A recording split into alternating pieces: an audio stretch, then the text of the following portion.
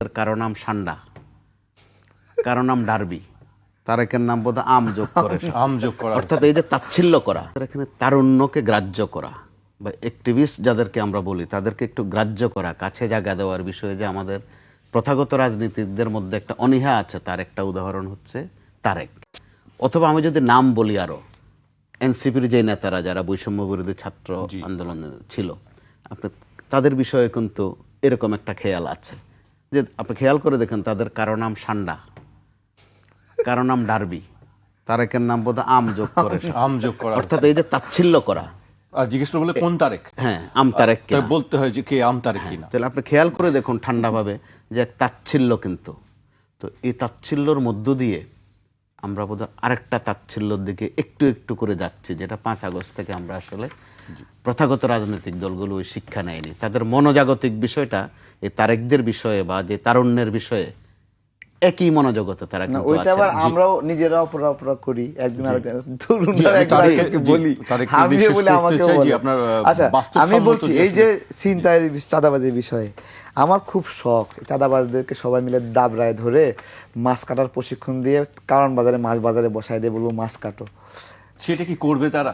হ্যাঁ হ্যাঁ এটা তো পরিশ্রমের কাজ। করতে হবে, না করলে দৌড়ের উপর থাকবে, একবার সোজা বিষয়। ঠিক আছে, যেহেতু এমপি হব, পুলিশ প্রশাসন আমার কথা শুনবে, এলাকাবাসী শক্তি দেবে, এদের জীবন জাহান্নাম করব। ঠিক আছে। দ্বিতীয় প্রতিশ্রুতি, আমাদের এখানে প্রচুর কর্মজীবী নারীরা ছোট বাবুকে ঘরে রেখে কাজে যেতে হয়, তার বাবুরা তালা দিয়ে রেখে যায়, যে কোনো সময় আগুন লাগতে পারে, দুর্ঘটনা ঘটতে পারে, গ্যাস বিস্ফোরণ হতে পারে।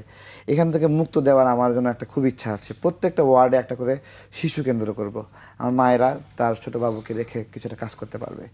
আর খুব করে দেখছি এখন যে মুক্তিযুদ্ধ নিয়ে খোঁচায় খোঁচায় কথা বলে আকারে ইঙ্গিতে, যখন যে মুক্তিযোদ্ধারা বেঁচে আছে, যারা মারা গেছে আল্লাহর রাস্তে, যারা বেঁচে আছে তার জীবদ্দশায় যখন স্বাধীনতার বিরুদ্ধে, মুক্তিযুদ্ধের বিরুদ্ধে নতুন করে ইতিহাস বিকৃতিকর কথাবার্তা বলা হয়, তাদের মানসিক অবস্থা কি হয়?